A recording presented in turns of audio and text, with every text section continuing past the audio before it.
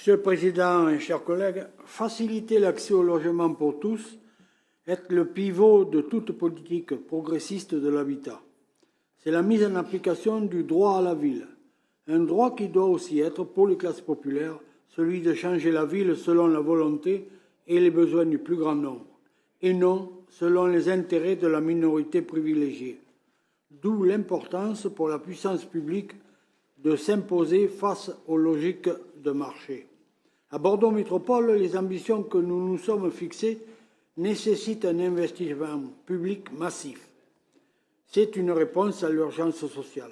C'est aussi un soutien à l'activité économique.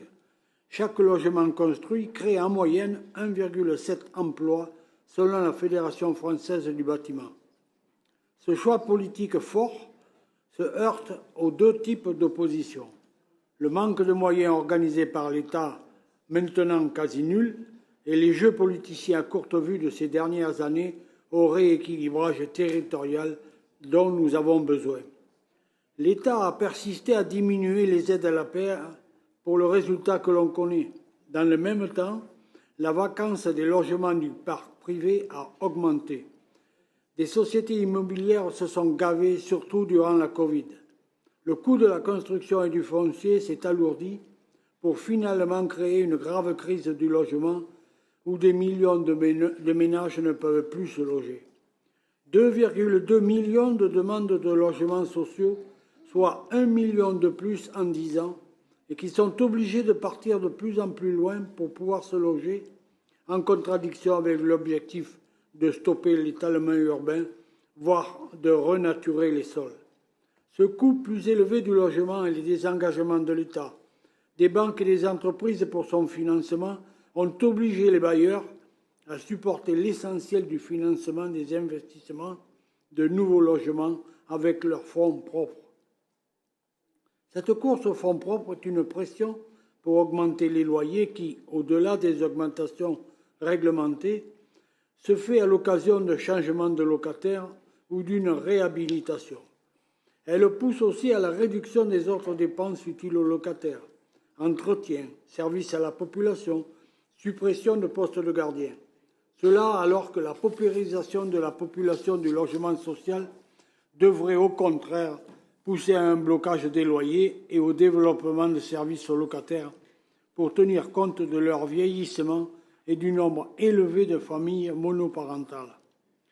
Ce retrait des contributions de l'État, des banques et des entreprises a aussi contribué aux difficultés des bailleurs sociaux à répondre à la montée explosive des demandes de logements sociaux.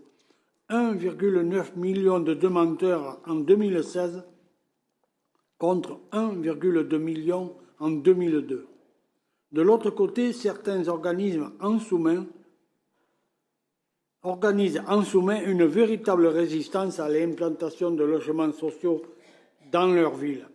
Investisseurs, promoteurs et marchands de biens ont fait de Bordeaux et sa métropole leur terrain de prédilection depuis des décennies, participant à la spirale inflationniste qui modifie la structure sociologique des quartiers populaires. Face à ces acteurs dominants, la puissance publique doit s'imposer. C'est la raison pour laquelle je profite de cette convention pour suggérer la mise en place d'une charte anti-spéculative visant à briser les surenchères foncières.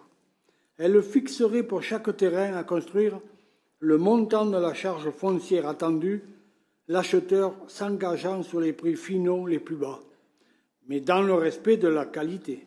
Ainsi serait-il possible d'enrayer l'irrationalité du marché. En parlant de charges foncières, il nous faut réfléchir à la mise en place d'un office foncier solidaire, à travers le bail réel, solidaire, nous permettant d'offrir des logements accessibles aux ménages les plus modestes, au cœur de notre agglomération et hors du fonctionnement spéculatif des marchés immobiliers.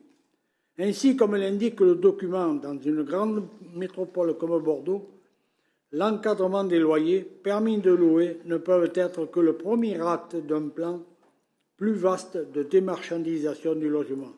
Enfin, une nouvelle fois, l'État nous délègue l'aide à la pierre en direction de l'habitat privé sans moyens humains.